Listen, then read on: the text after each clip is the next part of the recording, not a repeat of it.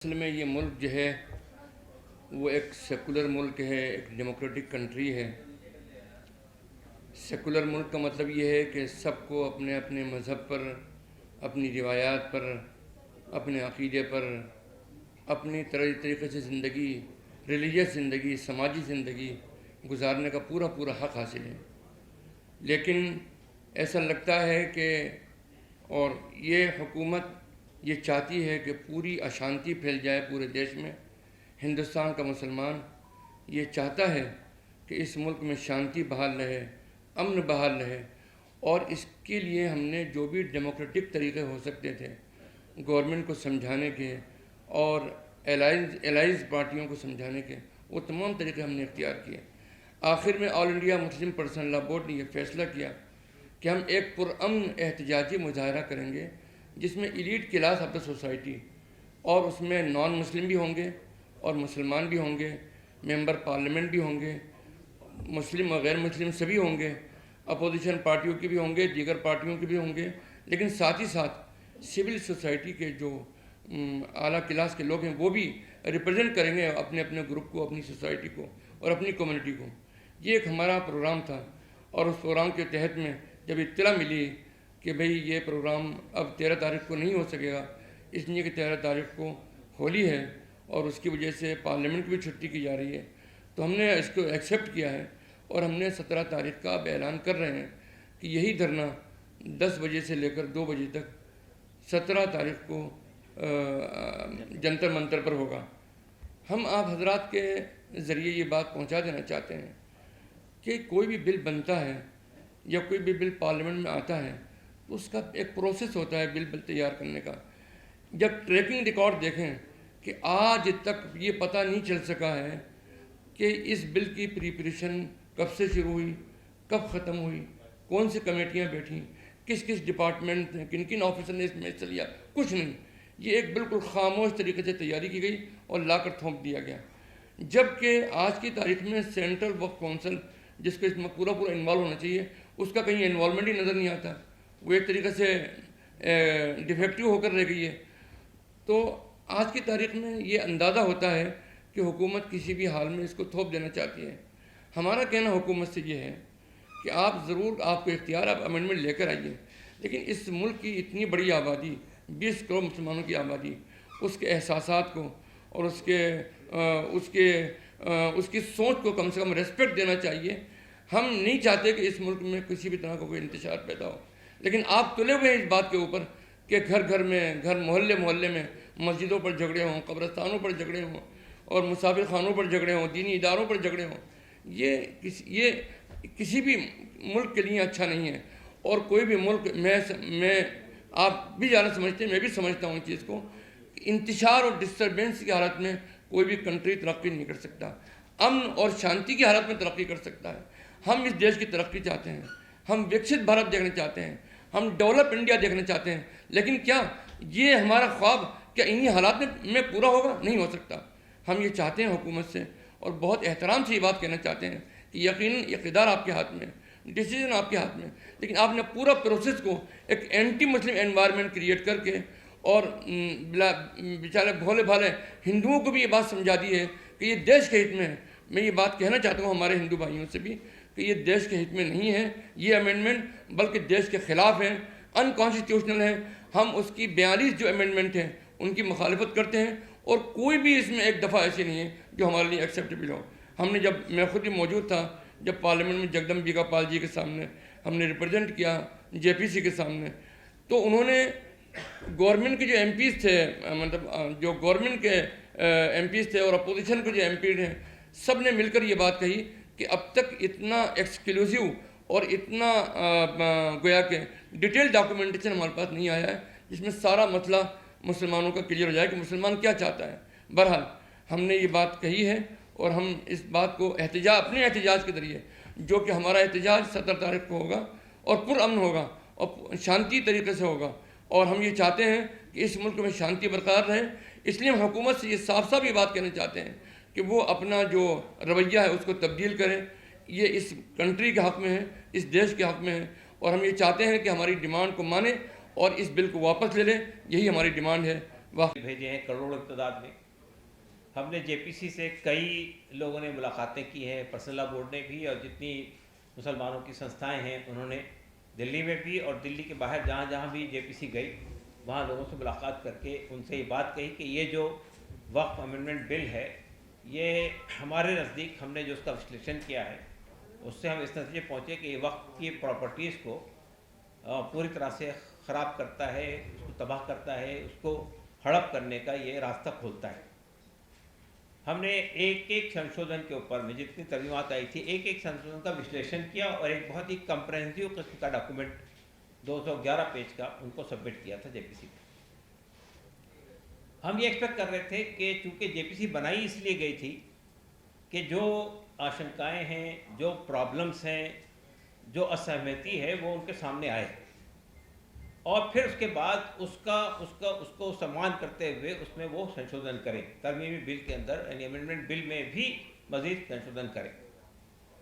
हमने member of parliament से मुलाकातें की, हमने जितने भी पार्टीज़ हैं उनके ज़िम्मेदारों से मुलाकात की, हमने बीजेपी की जो अलाइज पार्टी है उनसे मुलाकात की, चंद्रबाबू नायडू जी से मुलाकात की, नीतीश कुमार जी से मुलाकातें हुई।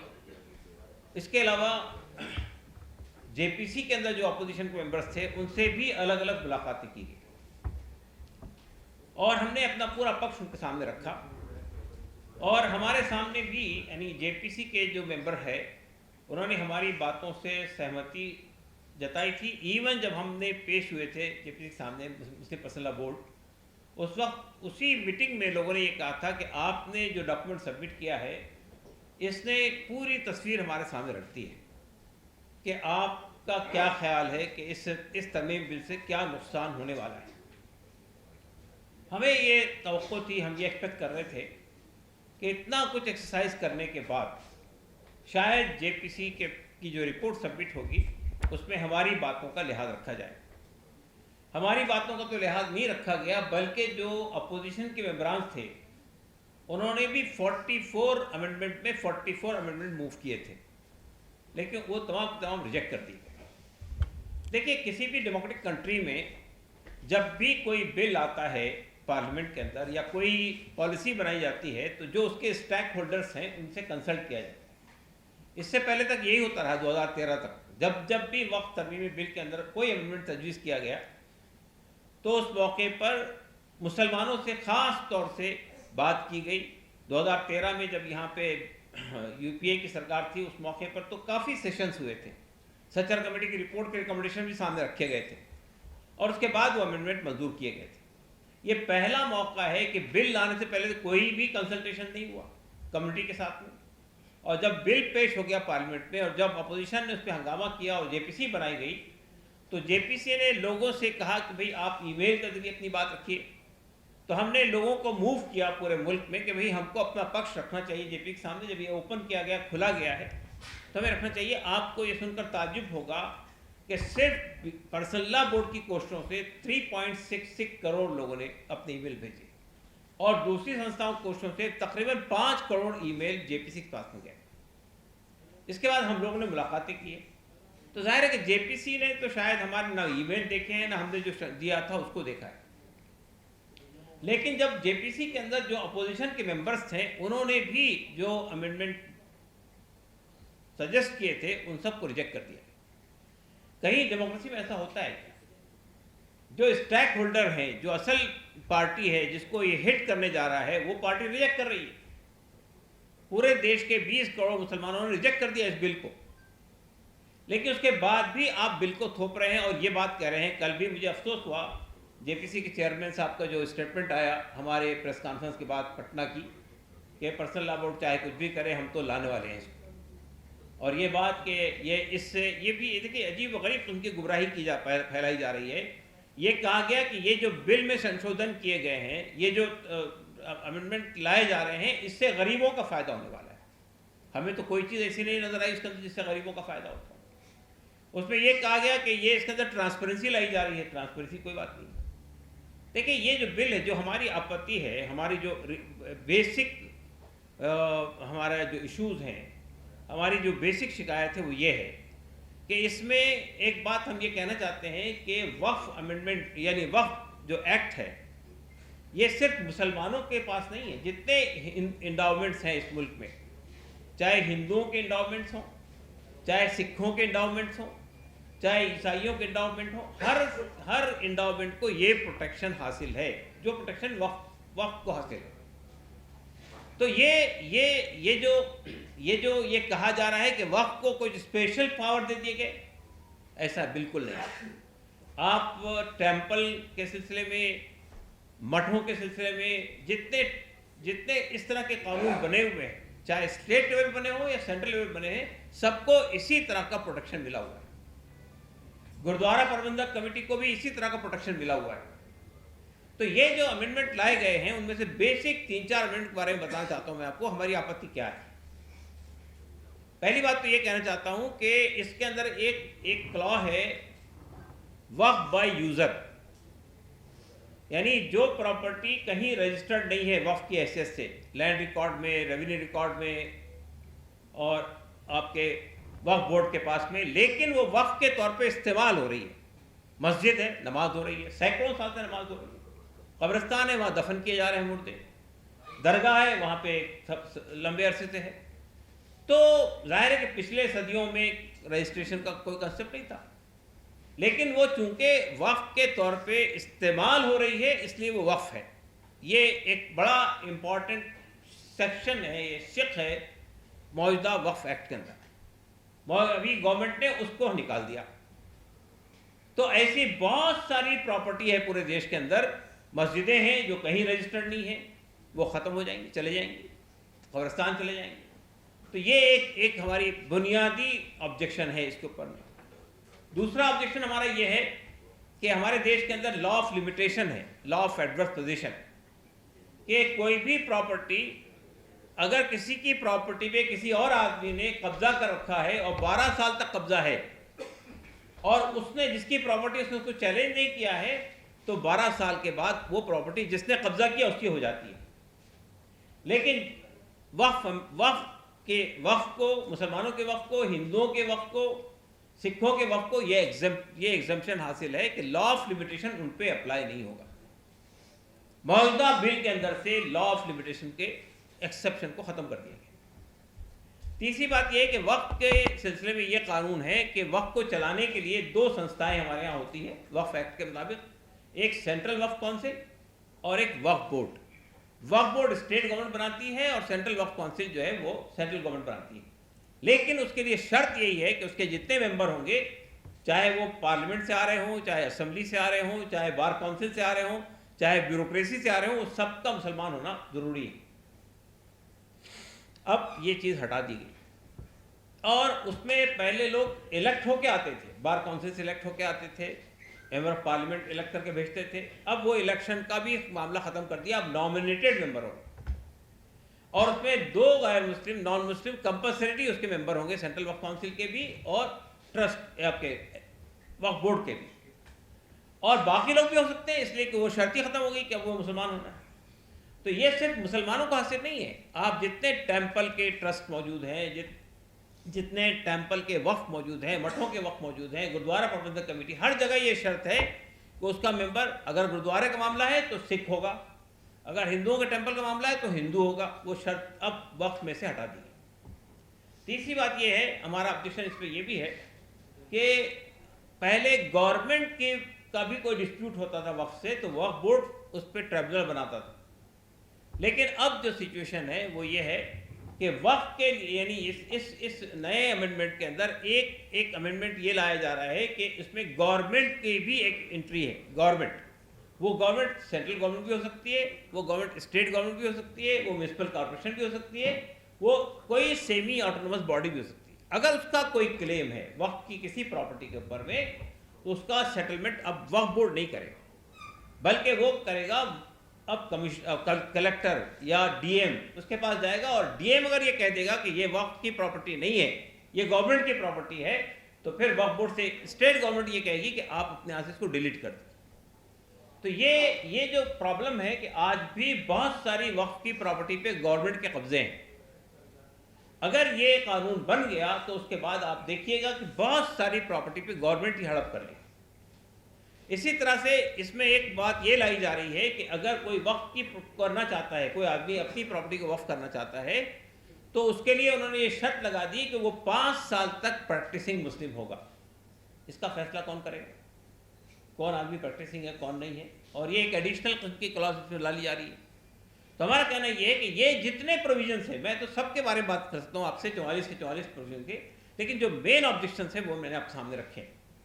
एक और बात उसमें यह है कि कोई पहले नॉन मुस्लिम भी वक्फ कर सकता था कोई प्रॉपर्टी अपनी, मस्जिद के लिए भी, कब्रिस्तान के लिए भी, अब नॉन मुस्लिम नहीं कर सके, ये इसमें क्लॉज लाया गया। फिर एक बात ये भी है कि पहले वक्फ की प्रॉपर्टी में हर 10 साल के बाद वक्फ बोर्ड जो है वो सर्वे करवाता था। अब सर्वे कमिश्नर अपॉइंटमेंट का इख्तियार वक्फ बोर्ड से लेकर अब जो है वो कलेक्टर के हाथ में दिया जा रहा है, डीएम के हाथ में दिया जा रहा है। फिर एक और बात यह है कि वक्फ की प्रॉपर्टी के सिलसिले में ये जो सीईओ होता है, चाहे वो वक्फ बोर्ड में हो, चाहे वो आपके सेंट्रल वक्फ काउंसिल में है, सीईओ भी कभी मुसलमान होना शर्त थी, अब वो मुसलमान होने की शर्त भी हटा दी गई। तो आप अंदाज़ा लगाइए कि ये जो वक्फ के सिलसिले में डिस्क्रिमिनेशन किया जा रहा है, हम इसलिए डिस्क्रिमिनेशन कर रहे हैं कि आपने हिंदू हम नहीं कह रहे कि आप हटाइए, इसलिए कि हम समझते हैं कि उनको भी हासिल होना चाहिए, लेकिन जो प्रोटेक्शन हिंदू इंडोमेंट को हासिल है, जो प्रोटेक्शन सिख इंडोमेंट को हासिल है, आप मुस्लिम इंडोमेंट से वो चीज़ें छीन रहे हैं, तो ये डिस्क्रिमिनेशन है, सीधा सीधा डिस्क्रिमिनेशन है।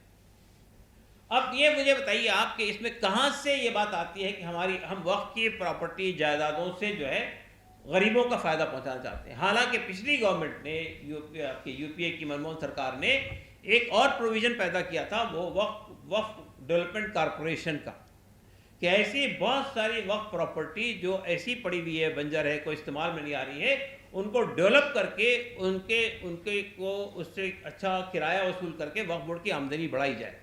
वक्फ डेवलपमेंट काउंसिल पे इस गवर्नमेंट ने कोई काम नहीं किया, और जितने अमेंडमेंट किए गए थे 2013 में उसको इम्प्लीमेंट भी नहीं किया। तो हमारा कहना सिर्फ ये है कि वक्फ के बारे में हम लोग इतने हसास क्यों हैं, ये सवाल आपका पैदा हो सकता है कि भाई आप इतनी आपत्ति क्यों है, आपको इतने बेचैन क्यों है, आप इतना इस्तराब की इसलिए आपको। देखिए मसला सिर्फ ये नहीं है कि कोई प्रॉपर्टी जा रही है, मस्जिदें जा रही हैं, ईदगाहें जा रही हैं, कब्रिस्तान जा रहे हैं, खानखाएँ जा रही हैं, मदरसे जा रहे हैं। आज जबकि वर्शिप प्लेसेस एक्ट मौजूद होने के बावजूद कितनी मस्जिदों पे क्लेम किया जा रहा है आप जानते हैं। अभी ज्ञान वापी का मसला चल रहा था, उसके बाद मथुरा का मसला शुरू हुआ, अभी संभल का मसला शुरू हो गया, और ऐसी कई जगह हो रही। तो जब आप वक्फ एक्ट में इतनी ड्रास्टिक तब्दीली कर देंगे तो उसके बाद क्या होगा, ये बात अच्छी तरह आप जानते हैं। हमारा मानना यह है कि ये सिर्फ ये नहीं होगा कि मस्जिद छीनी जाएगी, आप पूरे देश के अंदर अशांति पैदा कर देंगे, जगह जगह झगड़े होंगे, हर गली में, हर कूचे में, हर मोहल्ले में, हर शहर में ये माहौल पैदा कर देंगे। तो आप देश को किस रुख पर ले जाना चाहते हैं? ये गवर्नमेंट अगर पूरे देश के अंदर अशांति पैदा करना चाहती है, हिंदू मुस्लिम का मसला खड़ा करना चाहती है, तो ये क्या देश के हित में है? तो हमने ये अपनी बात को कम्युनिकेट करने के लिए, हुकूमत तक अपनी बात पहुंचाने के लिए जितने रास्ते अवेलेबल थे सबका इस्तेमाल किया।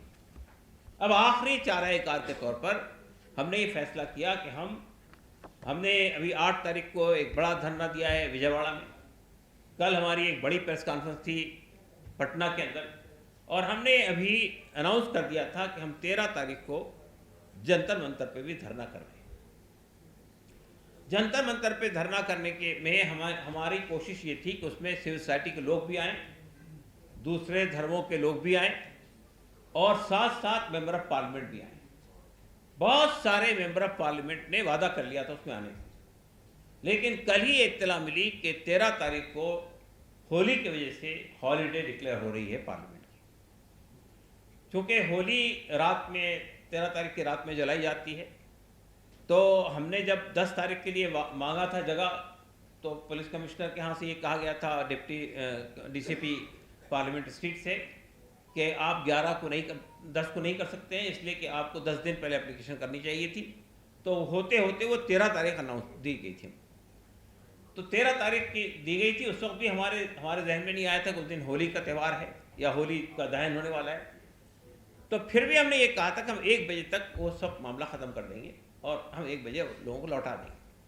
लेकिन जब अब पार्लियामेंट को भी छुट्टी कर दी गई और बहुत सारे मेंबर ऑफ पार्लियामेंट है जिन्होंने कहा था हमसे कि हम आएंगे उस प्रोग्राम में, तो उन्होंने ही ये हमसे गुजारिश की कि आप इसको आगे बढ़ा दीजिए। तो अब हम 17 तारीख को जंतर मंतर पे धरना कर रहे हैं और उसमें जैसा कि आप जानते हैं कि जितनी भी हमारी पर्सनल लॉ बोर्ड है, जमात इस्लामी है, जमतुलमा है, जमीयत अहले हदीस है, मिली काउंसिल है, मुशावरत है, इनकी जो सेंट्रल लीडरशिप है उसको हमने बुलाया है और सिविल सोसाइटी के लोगों को बुलाया है, मेंबर ऑफ पार्लियामेंट को बुलाया है। तो हम एक चाहते ये कि इस देश का जो बुद्धिजीवी वर्ग है वो अपनी बात रखे विस्तार के साथ में हुकूमत सामने। हो सकता है कि शायद बर्फ़ पिघले और हुकूमत को समझ में आ जाए कि ये एक बहुत ही ख़तरनाक खेल वो खेलने जा रही है। हम समझते हैं कि ये एक पूरी कम्युनिटी पे अटैक है। बीजेपी का तो जो तरीक़ा है वो आप जानते हैं कि किस तरह से समाज को बांट कर वोट हासिल करने की कोशिश की जाती है, घृणा पैदा की जाती है, नफ़रत पैदा की जाती है, कम्युनल टेंशन पैदा किए जाते हैं। लेकिन कम से कम हम ये महसूस करते हैं कि जो अलाइज पार्टीज़ हैं बीजेपी की, जनता दल यू है और चंद्रबाबू नायडू की पार्टी है, रामविलास पासवान की पार्टी है, RLD है, कम से कम ये पार्टियां जो अपने आप को सेकुलर पार्टियां कहती हैं, ये पार्टियां कम से कम इस डिविजिव एजेंडे को सपोर्ट नहीं करेंगी। और यही वजह है कि हमने जाके भी मुलाकात की और प्रदर्शन और प्रेस कॉन्फ्रेंस के ज़रिए से भी अपनी बात उन तक पहुंचा दी। और अब फाइनल तरीक़ा ये है कि हम ये 17 तारीख को दिल्ली के जंतर मंतर से भी अपनी बात देश के सामने भी और इसके साथ साथ पार्लियामेंट के सामने भी, रूलिंग पार्टी के सामने भी और अपोजिशन पार्टी के सामने भी विस्तार साथ रखेंगे। धन्यवाद। इनको आप लोगों ने कोई निमंत्रण किस तरह से दिया, मुलाकात करके दिया और क्या बातें उनसे हुई? देखिए, 2 तरह से हमने बात की है। एक तो हमारे जो नायडू साहब हैं TDP के, उनसे हमारा एक डेलीगेशन जिसको लीडरशिप हमारे मौलाना कर रहे थे फजल रहीम जदीद साहब, उसने जाके मुलाकात की। 1.5 घंटा या 2 घंटे बाद हुई, सब तफसील से सामने बात रखी, उन्होंने सुना और कहा ठीक है हम उस पर गौर करें। इसके बाद हमारे इसके आपके पर्सनल लॉ बोर्ड के जो मेंबर हैं, अलग अलग संस्थाओं से जुड़े हुए हैं, उन्होंने भी JDU के प्रेसिडेंट से मुलाकात की, नीतीश कुमार जी से, और उन सामने बात रखी। उन्होंने एक बात सुनी और कहा कि हम इस पर गौर करके अपनी राय बनाएंगे। आपके रामविलास पासवान की पार्टी, चिराग पासवान से भी लोगों ने मुलाकात की। तो मैं ये कहता हूँ कि हमारी कोशिश तो ये हुई है कि हमने तमाम अपोजिशन पार्टियों से मुलाकातें की और उसके साथ साथ बीजेपी के अलाइज से भी मुलाकात और अपना पक्ष उनके सामने रख दिया। एक तो रास्ता ये था। दूसरा रास्ता था कि हमने तहरीरी तौर पर दिया, उनको रिटर्न में दिया, और तीसरा हमने जो है प्रेस के जरिए से कम्युनिकेट किया।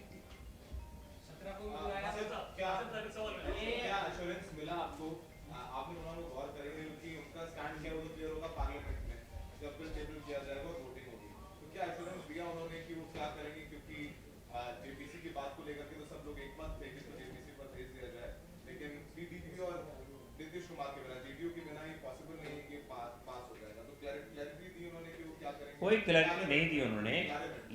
देखिए, क्लैरिटी नहीं दी उन्होंने, लेकिन बात ये कही है कि हम इस पर गौर करेंगे। और देखिए, हमारी इत्तला ये है कि TDP ने के जो मेंबर थे JPC के अंदर, देखिए ये दोनों पार्टियां, TDP हो, तेलुगुदेशम अपना चंद्रबाबू नायडू की पार्टी हो, नीतीश कुमार जी की पार्टी हो, ये दोनों लीडरान के बारे में हमारा तस्वुर ये है, ये अक़लियतों की बहबूद व फलाह चाहते हैं। अक़लियतों के लिए काम भी किया है इन लोगों ने, और हम माइनॉरिटी के सिलसिले में काम किया है उन्होंने, और मुसलमानों को उन पर एतमाद भी है। और इसी उम्मीद में हमने उनके दरवाजे पर जाकर अपनी डिमांड रखी है, और इस उम्मीद से रखी है कि वो हमारी इन बातों को समझेंगे। और अभी भी हमने एक राउंड मुलाकात का हो चुका है, दूसरे राउंड की मुलाकात की हम उम्मीद करते हैं। हमने ऑलरेडी अपना लेटर अपने ज़राए से भिजवा दिया उन तक। अब हमको दोबारा अगर वो मुलाकात करने के लिए बुलाएंगे, हम तैयार हैं, हम ज़रूर मुलाकात करेंगे और ज़्यादा डिटेल में। हम 1.5 घंटे मीटिंग की, हम 3 घंटे में मीटिंग करने को तैयार हैं, अलग अलग ग्रुप के साथ मीटिंग करने को तैयार हैं। और हम ये समझते हैं कि अगर वो लोग इस बात के लिए समझ गए और राज़ी हो गए तो फिर ये हुकूमत इस बात को मानने पर मजबूर हो जाएगी कि हमारी डिमांड क्या है। लेकिन अगर उन्होंने हमको सपोर्ट नहीं किया तो हमारे लिए फिर इस सिलसिले में सोचने का मतलब होगा हमें क्या मौक़िफ़ इख्तियार करना चाहिए।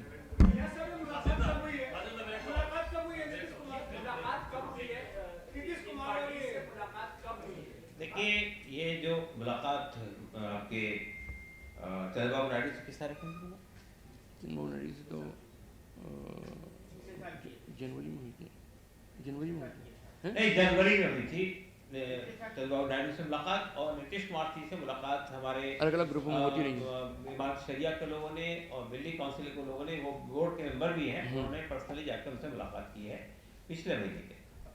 मेरा सवाल ये है कि अगर मेरा सवाल ये है कि अगर ये सरकार फिर भी कानून पास करती है तो क्या मुस्लिम पर्सनल लॉ बोर्ड ये कमिट कर रही है कि जैसे एनआरसी के खिलाफ एहतिजाज हुआ था पूरे मुल्क में, पूरे मुल्क से मुसलमान निकलेंगे और एहतिजाज करेंगे, और जो रिलीजियस अटैक हो रहा है मुसलमानों पर उसके लिए इंटरनेशनल फोरम को भी अप्रोच करेंगे, OIC है, दीगर फोरम भी है, ताकि बताया जाए कि भाई यहाँ पर रिलीजियस और फंडामेंटल राइट्स को डायरेक्ट हिट किया जा रहा है और सिर्फ ये हिंदू मुसलमान की बुनियाद पर, दुश्मनी की बुनियाद पर और पॉलिटिकली वेंटिटा की बुनियाद पर किया जाता है। क्या आप ये करेंगे? ये देखिए, ये बात साफ है कि हमारे पास अब इसके अलावा कोई रास्ता नहीं रहा है और डेमोक्रेसी के अंदर यही एक रास्ता है।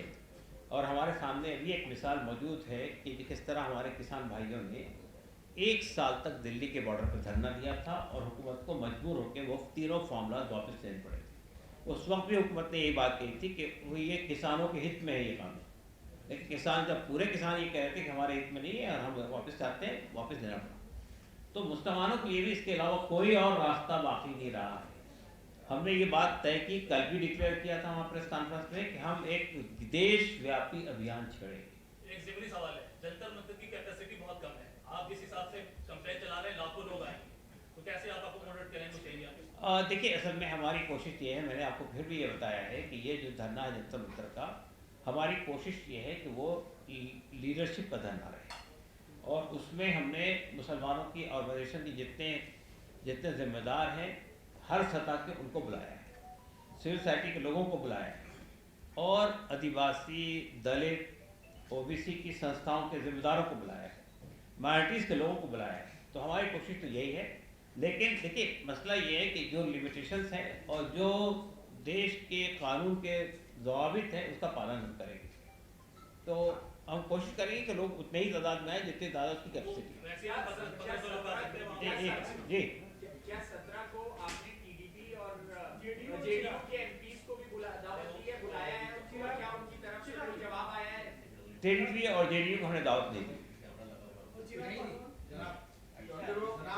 लगातार ये चीज आधे घंटे में प्रेस कॉन्फ्रेंस में लगभग 10 बार मैंने सुना है कि अशांति फैल जाएगी, बिल्कुल पता नहीं क्या हो जाएगा इस कानून के बन जाने से।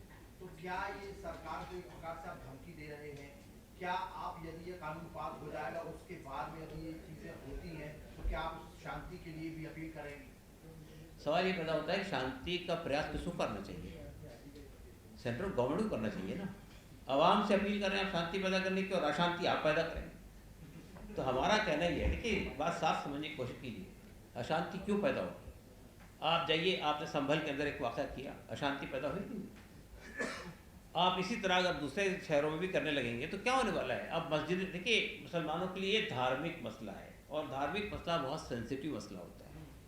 आप मुझे लिंचिंग के वाक़यात हुए, कोई बहुत बड़ी अशांति नहीं पैदा हुई, लोगों के डिमोलिशन हुए, थोड़ी बहुत अशांति पैदा हुई। लेकिन अगर आप आके जाओ मस्जिद को गिरा दे, नौजुबिल्ला, तो क्या होने वाला है?